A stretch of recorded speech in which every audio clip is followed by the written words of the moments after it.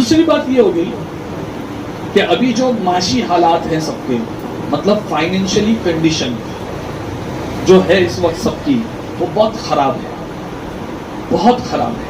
کوئی ایک آدھ ہوگا ایسا جس کی فائنینشلی کنڈیشن اچھی ہوگی، ورنہ اکثریت کے ساتھ فائنینشلی کنڈیشن بہت خراب ہے.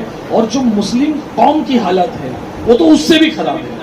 میں تو اکثر بولتا ہوں، جو میں آبزرو کرتا ہوں وہ بولتا ہوں، ہو سکتا ہے غلط ہو، کہ جو فٹ بال ہوتا ہے نا، فٹ بال کو سب لاکھ مارتے ہیں، مسلم قوم کو بھی فٹ بال بنا دیا ہے. لیکن میں تو ایسا سمجھتا ہوں کہ فٹ بال کی بھی ایک ویلیو ہے کہ اگر وہ پھٹتا ہے نا تو اس کو سلا لیا جاتا ہے کہ واپس کھیلنا ہے لات مارنے کے لیے.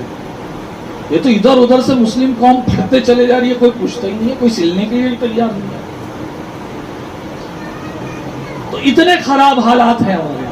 تب ایسے حالات میں ہم کو کیا کرنا چاہیے؟ ہم کو یہ کرنا چاہیے، ایجوکیشن پر دھیان دینا چاہیے. پھر اس کے بعد جو ہمارے نوجوان بچے بے روزگار گھوم رہے ہیں ان کو جاب پر لگانا چاہیے. جن بچوں میں سیلز کا ٹیلنٹ ہے اور وہ بیکار بیٹھے ہیں تو کچھ لوگ مل کر کے پیسے دے کر کے ان کو کسی کاروبار میں شامل کرنا چاہیے. ہم کو ایک دوسرے کے لیے کھڑے ہونا پڑے گا.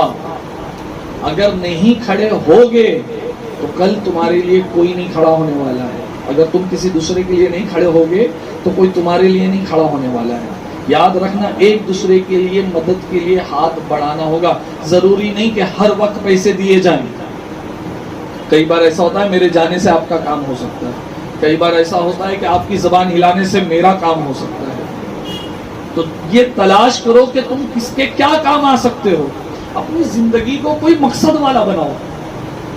یہ کیا جانوروں کی طرح زندگی گزار رہے ہو؟ بس کھا رہے ہو، پی رہے ہو، لیٹ رہے ہو، دوستوں کے ساتھ مستی کر رہے ہو، زندگی ختم. صبح کب ہوئی، رات کب ہوئی، دوسرے دن صبح کب ہوئی، کچھ پتہ ہی نہیں. کوئی مقصد ہی نہیں ہے آپ کا، کوئی مقصد ہی نہیں ہے آپ کا.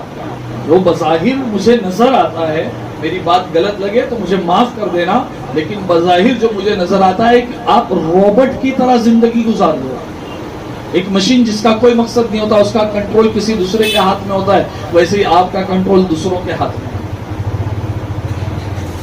تو اپنے آپ کو پہچانو.